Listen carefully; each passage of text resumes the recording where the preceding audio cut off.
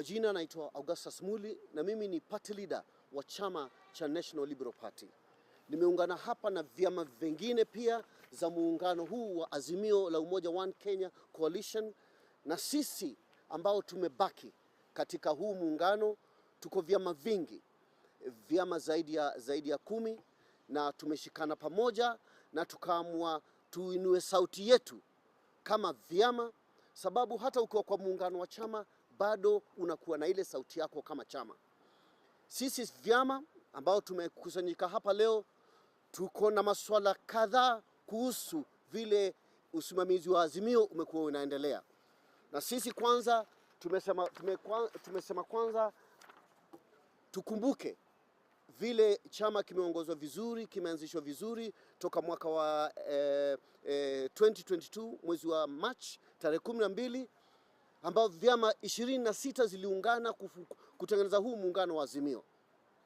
Baada ya uchaguzi tunajua kuna zile vyama ambazo ziliondoka, lakini kuna zile vyama ambao tumeshikana pamoja, tumekaa katika huu muungano wa Azimio.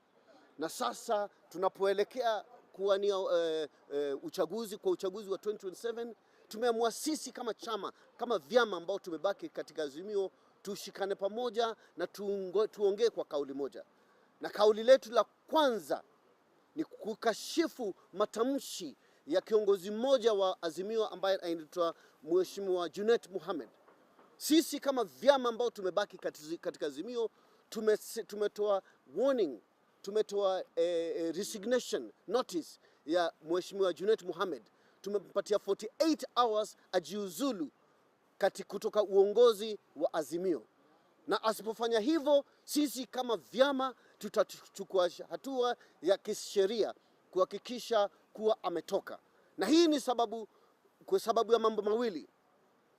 Kwanza ni vile amemkosea heshima patron wa Azimio, Mheshimiwa Uhuru Muigai Kenyatta, ambaye aliongoza hii nchi na akaiacha nchi kwa amani, akafanya kazi yake kama rais na akamaliza kama rais, na bado anabaki kuwa patron wa Azimio.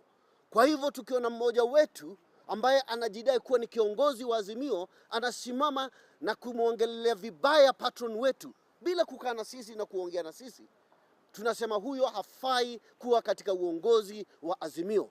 Kwa hivyo sisi kama chama, kama vyama, tumesema tunampatia Mheshimiwa Junet Mohamed 48 hours ajitoe katika maongozi yote ya Azimio. Pili, tunataka kumshukuru aliyetuacha Mheshimiwa Raila Odinga. Ametuonyesha mfano mzuri wa demokrasia, multi-party democracy. Na sisi ambao tumebaki